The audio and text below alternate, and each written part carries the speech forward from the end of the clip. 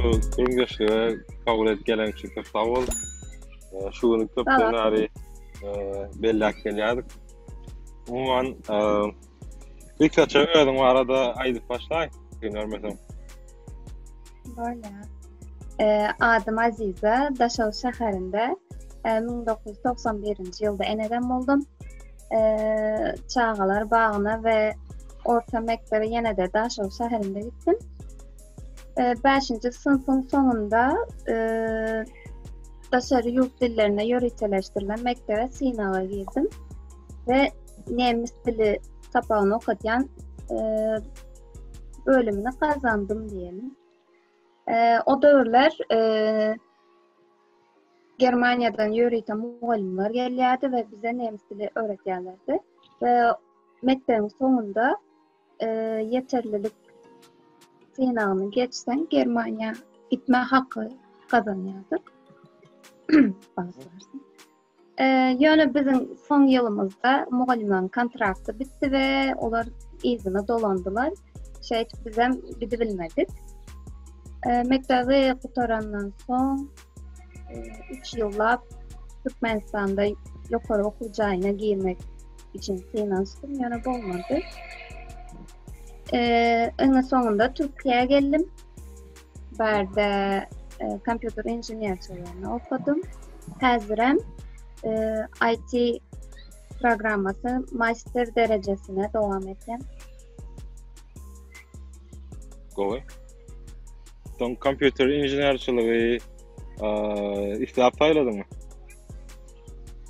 Aslında İslam hünerim däldi. Asıl İslam hünerim doktor bolmak, kirurg. Bilýän Türkmenistanda meşhur olan standart kärler bar. Mugallimçilikdir ýa-da doktorçylyk. Ondan belki popüler bolan için islendirin, onu bilemek. Bäre gelenden soň ulularyň maslahaty bilen men bu bölümi saýladım ve dowam etdim.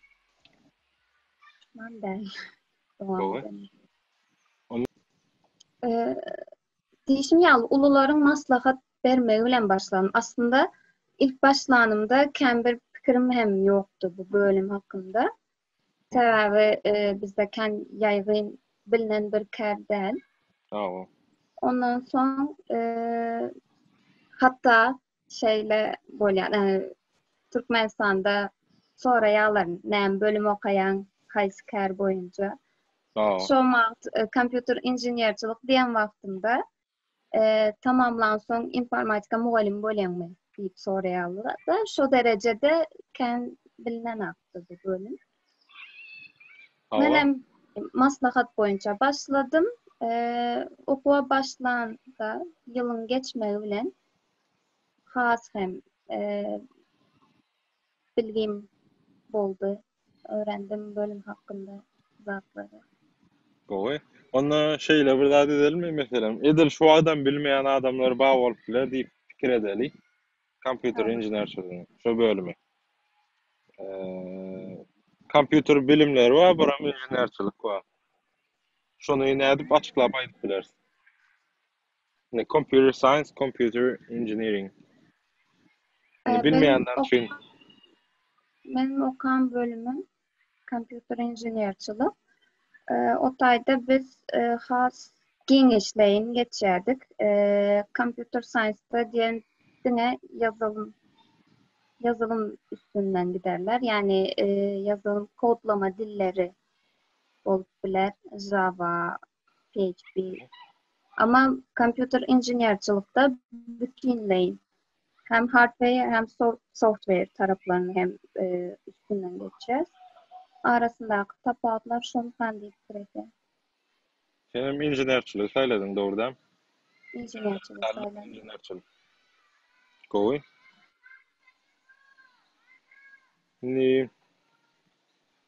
Kompýuter inženýerçiliginde inženýerçilik diýsek dogry bolýar. Ya inženýerlik diýsek dogry bolýarmy? Inženýerçilik.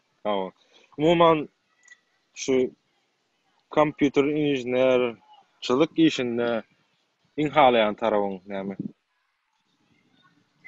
iş dünyasında diyelim. Sonra gerek. En halayan taraflarımın biri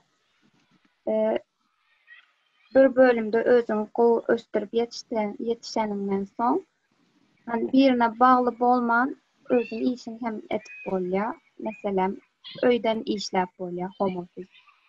İnsanlar zaten şol, sebebi işini bitirenden son kalan vaktini özüne ayırıp bilyen, hobilerin için ayırıp bilyen, anlarki yerden 8 akşam 6 açarlı işlemek benim için robotlaşmak yağlı geliyor. Kalayan taraflarım şu değil bilen. Goy. Ni şu kâr edinme için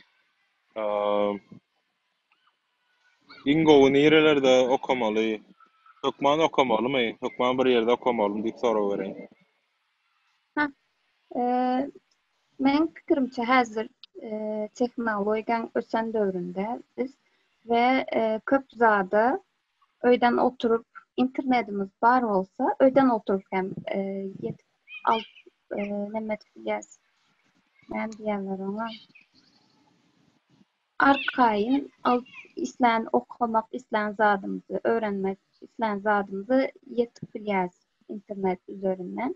Mesela Türkiye'de oturup Amerika'daki her bir üniversitede, haýsy hem bolsa bir üniversitede online sapaklaryna gatnaşyp bilýäs.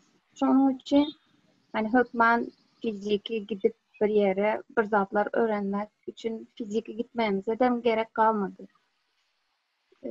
Özümüz hem yetiştirip bilýäs diýip pikirleşdim. Üniversitede misal verdin da, hukman üniversitede okum olmaya, men öýde oturup özüm yetiştirip bilýänmi? Üniversitede okumanam ýanky. Diňe O üniversitet inanç misalyny verdin da. özüne bolan inancың bar bolsa, hani men şonu edip bilýän diýip özüňe inanýan bolsaň üniversitede gitmeye gerek yok diýip pikirleşdim. Häzir maksat sadece diplom almak değil, özüňi nähili ansat ýol bilen yetiştirip bilýän bolsaň, o asıl maksat, wajyp bolan zat o. Ne bilmeýänlerim öwrensin diýende ne kompýuter kod ýazýan meselem, kod ýazýan, başga zat edýän, hardware iş edýän netijede nähil mysal berip biler. Eden işin netijesi näme bolýar? Asıl maksat insanların durmuşunu ansatlaştırmak. Yani bütün edilen işler, oylap tapılan bütün tekniki ulgamlar hemmesi insanın durmuşunu has ansatlaştırmak için öğretiliyor. Ve yani kompüter diyenimizde yine asıl yine de näme maksat bilen onu ulanýar, şoňa bağlı. Sonra tam unuttum. Näme bağlajak?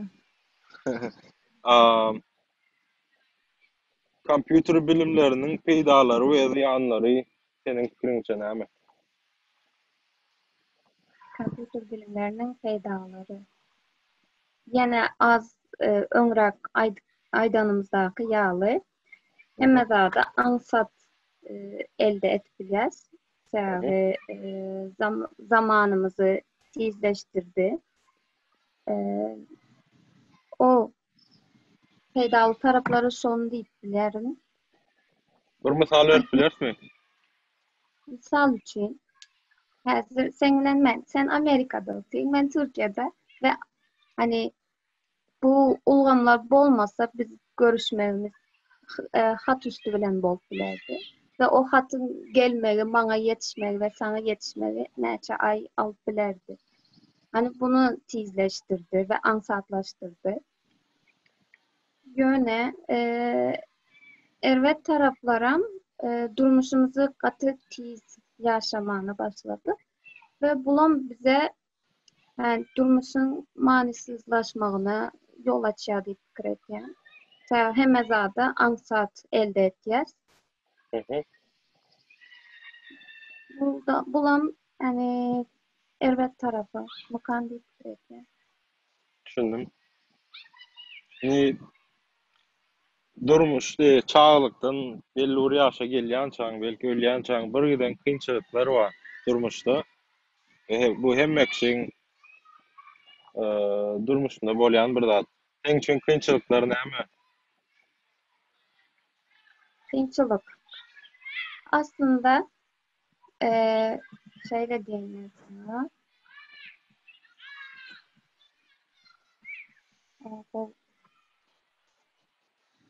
Şöyle diyeyim sana. Aslında hem zat bizim fikirlenişimizden ibaret. Hani başımıza bir dert gelende, bir problema yüze çıkanda biz ona kıyımçılık göz bilen seyretsek ona hiçbir zaman çözüm bilmez. O gözümüzde ulaldıkça ulalır. Eğer de biz ona problema durmuşumuzda her hemişeden bolan zat hani sebebi durmuş hemişeden kıyınçılık boldular. Yani o probleman aynı ýagdaýda çözülen bolanına inansak şu wagty kıyın gelmez diýip pikir edýär. Yani ilki biz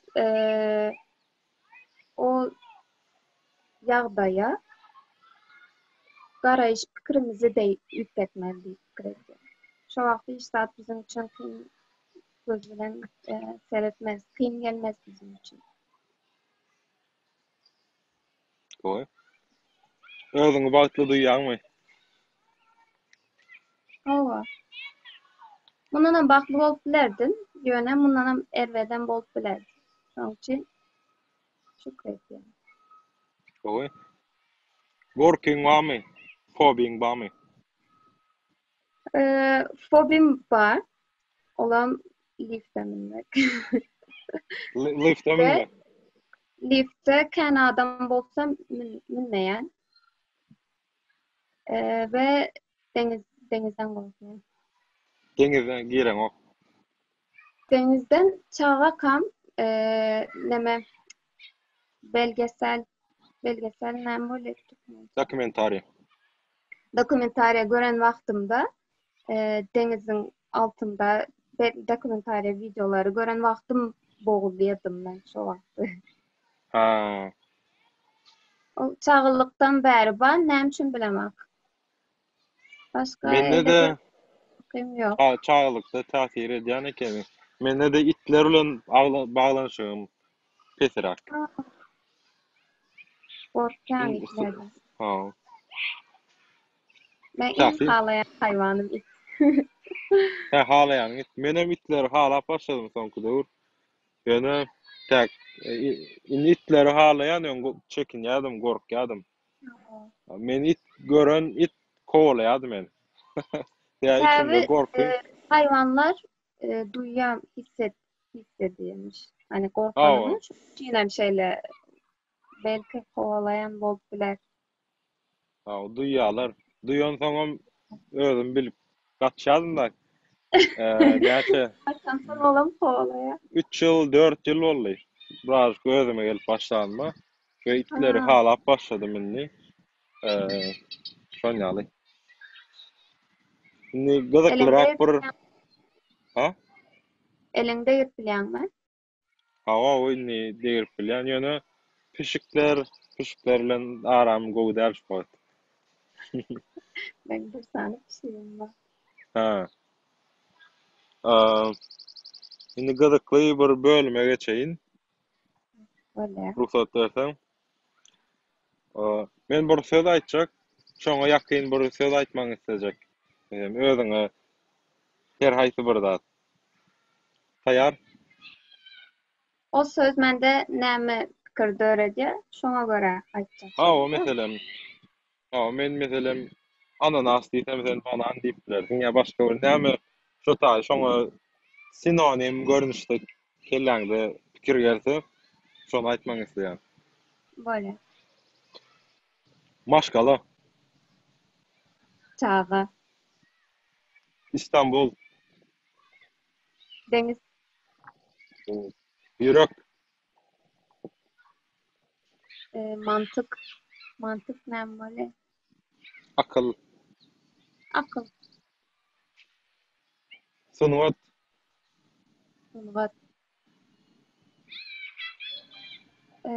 Saz. Muzika. Aydım. Aydın. Gurvat. Aydım böyle. Düşünmeden. Gurvat. Gurbet. Gurvat. Türkmenistan.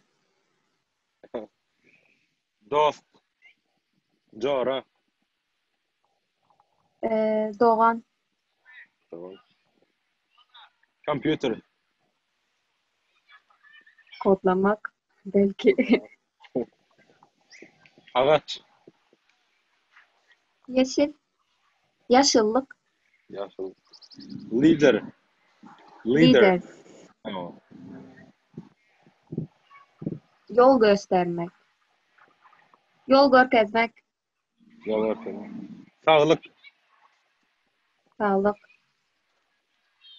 Sağlıklı yiyip içmek. İyi içme. Spor. Saç. Saç. Şampuan. Aklıma hiç saat gelen.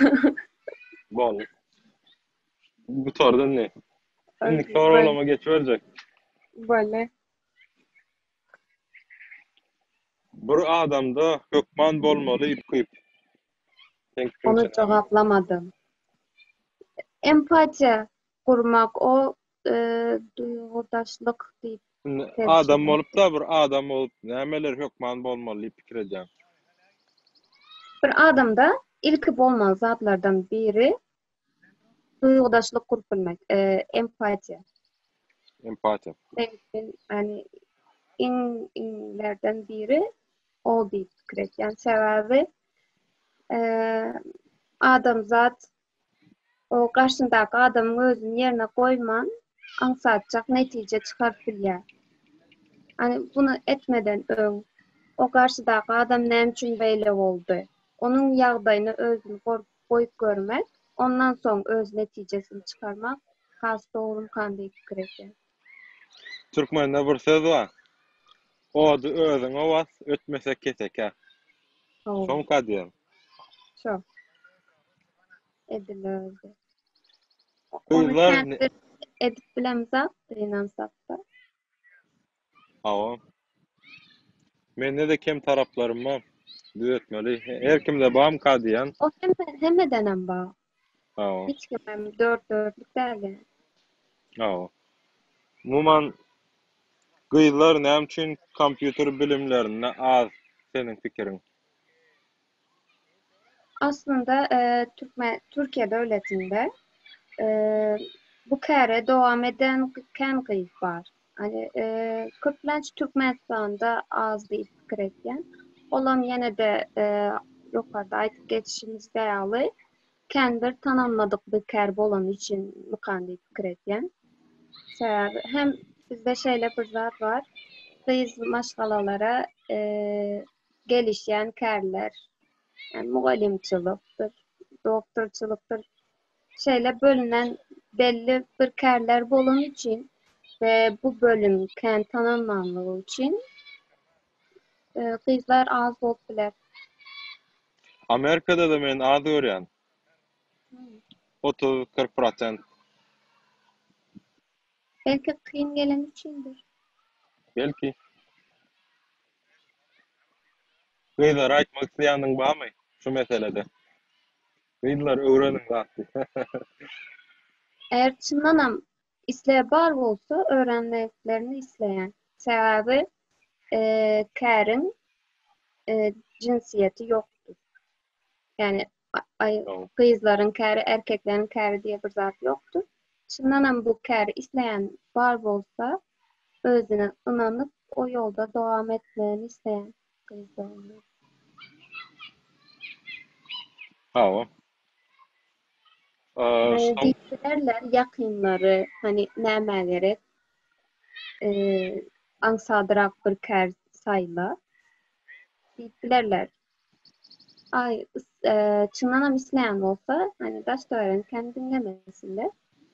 O o yoldan devam etsinler. Şu wagt haýsy üniversitetde okuyan, haýsy üniversitede bilim alypdyň? Şondan bir bellek Altın, geçer ýene. Altınbaş Üniversitesi. Altınbaş Üniversitesi. Gowy.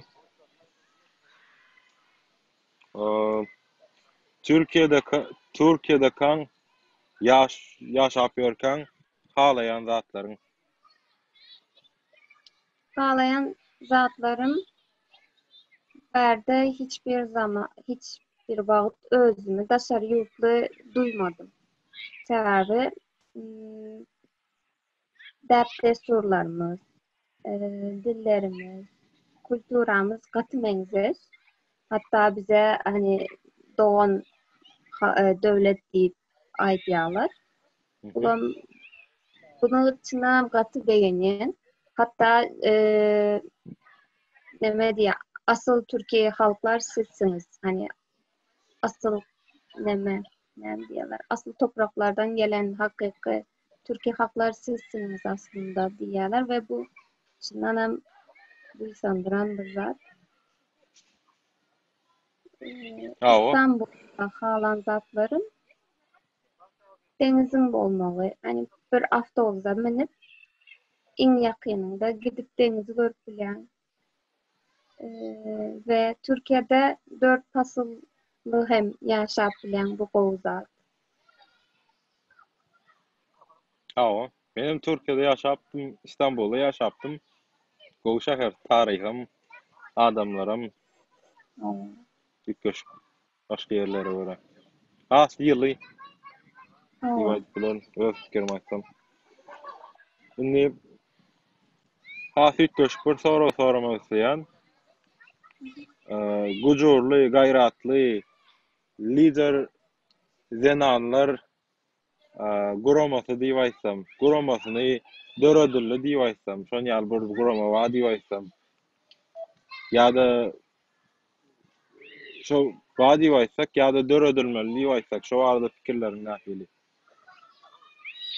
Döredilmeli islerdim. Ve ayal maşgalardaky böyle katı olur. Birinci ilki onu öğrenmek için aslında böyle bir kurama bolmagy ve hakykatdan okamak isleyen, bilim almak isleyen ýöne ýagdaý bolman bir näçe gyz maşgala bardır. Okap bilmen, hani mecbur durmuş kurup başka çaresi bolman üçin durmuş kurup giden gyzlar bardır bir näçe.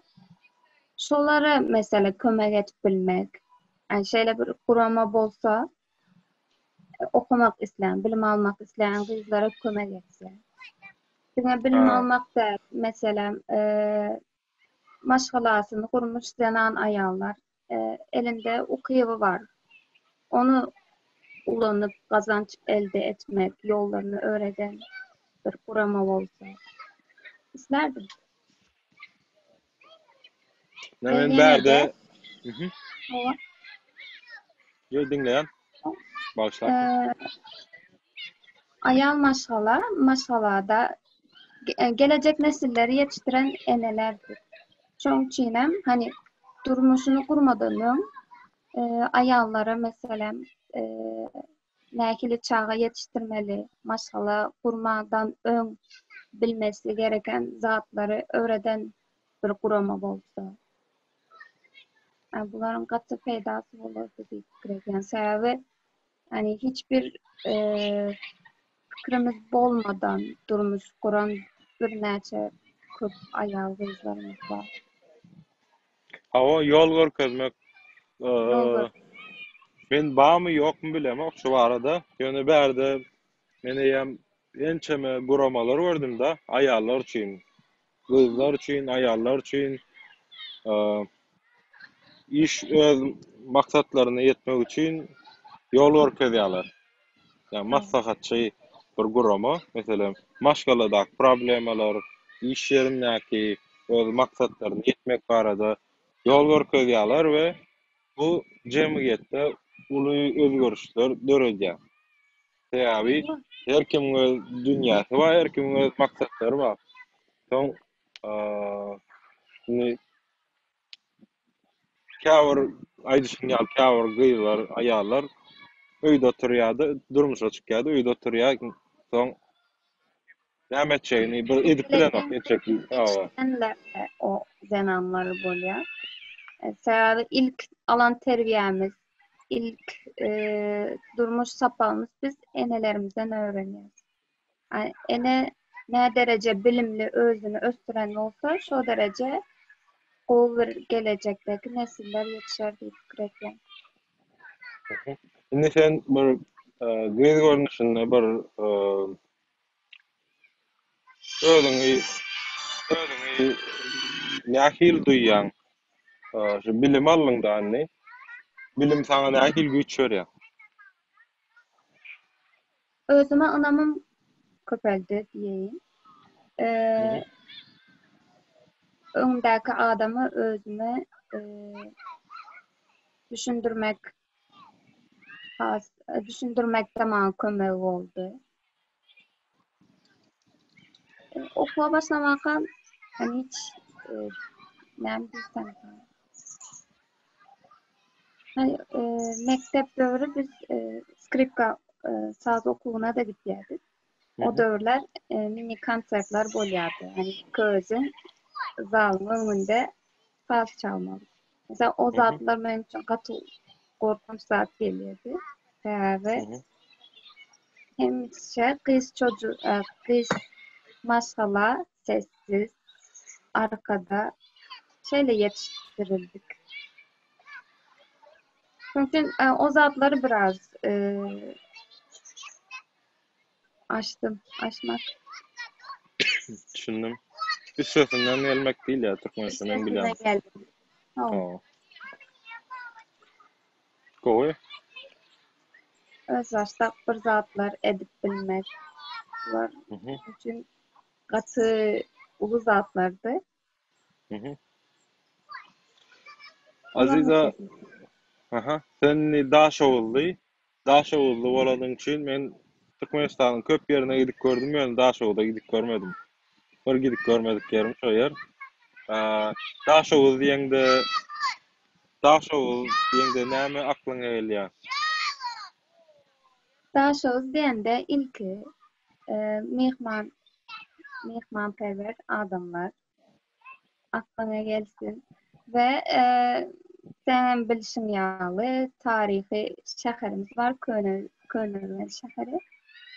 İlki Daşowul welaýatyna gidenler hökmany suratda o Könörgen şäherini görmeli diýip pikir etýän, sebäbi tarihimiz Bagtaýda İmeli zatlardan Guwadag gitjimiz.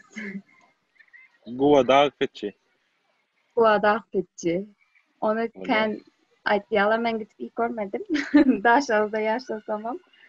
Yani onu gaty gowy diýip aýtýarlar. Onu gidip hiç görmegim maslahat ederim. Ol belli bir ýer demi? Guwadag diýip bir ýer barmy? Guwadag özünde sürýärler owa. Nesip bolsa? Barsak gidip göresim gelýär. Soň Daşowulyň Hökman şu ýerleri gezmeli diýip biljek ýerleriň barmy? Hökman barsaň şu ýerleri gezgin. Daşowul gaty bir uly bir şäher däl. Aslında hem yerine gezsem bolar. İlki diýenim tarihi ýerler, Könörgen var.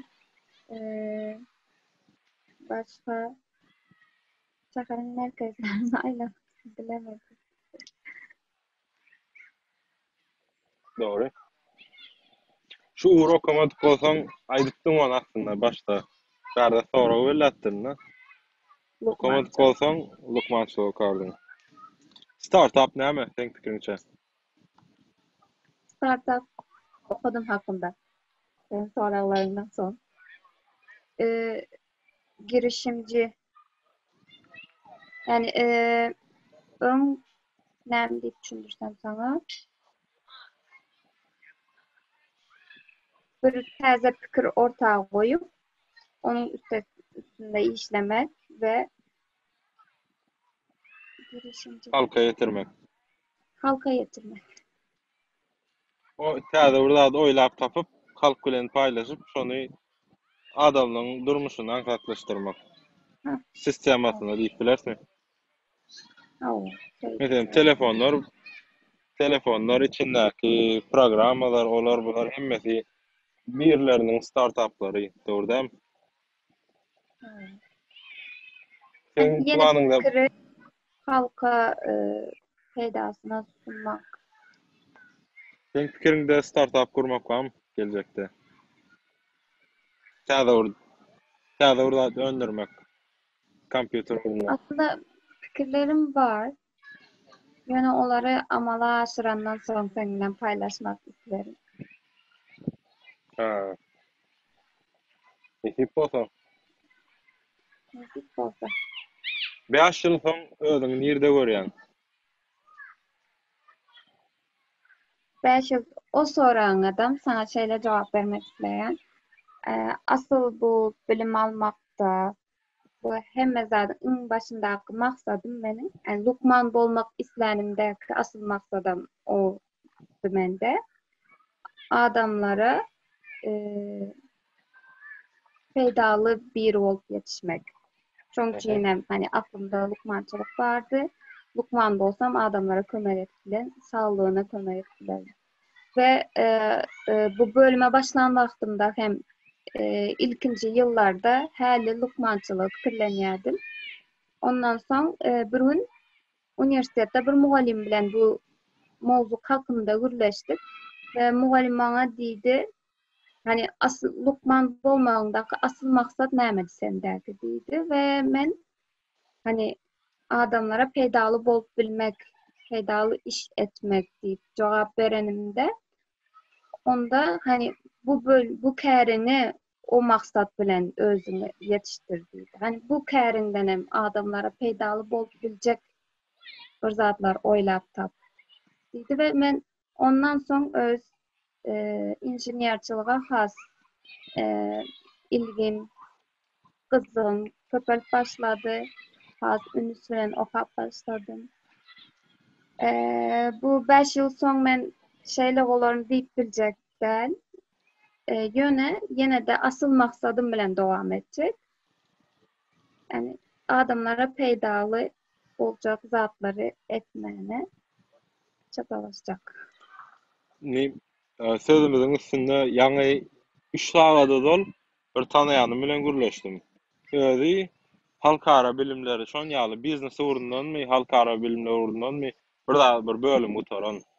Ýöne soňky döwür kodlama öwrenipdir. Öz başda öýde oturup kodlama öwrenipdir we o diýe Türkmenistandaky saglyk sistemasyna bir täzelik getirmek isleýän.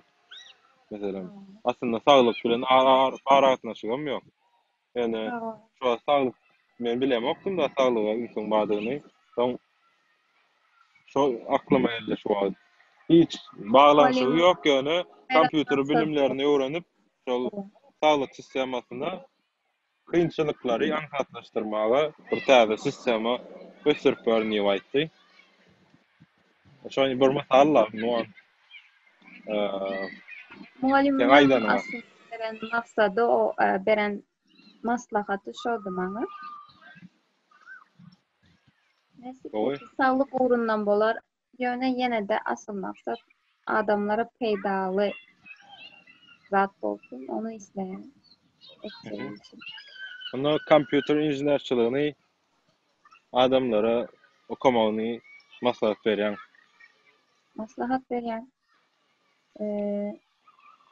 Yine de diýjek, hakykatdanam isleýän bolsa, bölüme başlamagyny isleýän sebäbi bir zady islemän başlasaň o näme iş bolbersin, sana kyn geler, üstünde yük ýaly duýarsyň.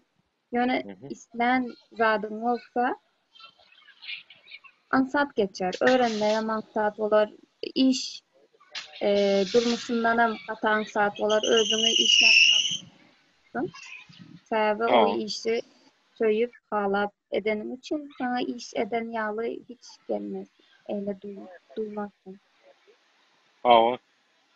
Benim şeýle burada goşup bilen kompýuter bilimleri hemme pudowa değişti. Şu an täze dünýäde hemme fashion industry diýilýär. Mesela eşik tikilýän bu kampanyalara da gerek. Motor çıkaryanlara da gerek. Telefon çıkaryanlara da gerek şolar. Dünýäde hemme pudowa gerek soň her kim soňam kompýuter inženerçiligi gaty köp böleklere bölünýär. Biri grafikasyny ýasaýar, biri frontend diýär, backend diýär. Yıldıçça bölümlerim köpelip var ya, Köp bölüp ayrılan barýarsaň, göni bir zat görnüşinde kynam seretmelerle azyjyk gözläp öz ýolunu tapyp bilerim kadýan, öz uğruny şo taýdan. Ha, şu maňa gowy kendat diýip. Ýa täze dünýä şu taraba bar ýa-da kompýuter bilimlerini öwrenýänlere aňsatlyk döredýän dünýä dörap barýar. Şoň üçin seň bilenem şurada fikirlerini almak istedim. Köp sag bol. Sen sağ ol. Wagtyňy aýranyň üçin. İnsanky adamlara aýtmak isleýän bir zadyň barmy? Bizi görýänlere. Sağlıklarına dikkat etsinler. Hazır bu ýagdaýda diýjek zadym, ilki diýjek zatlarym o. Korona döwürleri. Hawa. Ve bir-birine hormatly bolsunlar. Gowy. Diýjem. Köp sag bol. Onda geljekki işleriňde, geljekki okuw ýyllaryňda, işlerinde sünnütleýän ýene köp sag bolsun aýtmak isleýän Sanam köp sağ indiki ol. indiki ýyllarda da täze pikirleriň almak bilen ýene görüşýän çak köp sag bol. Sağ ol. Sag bol.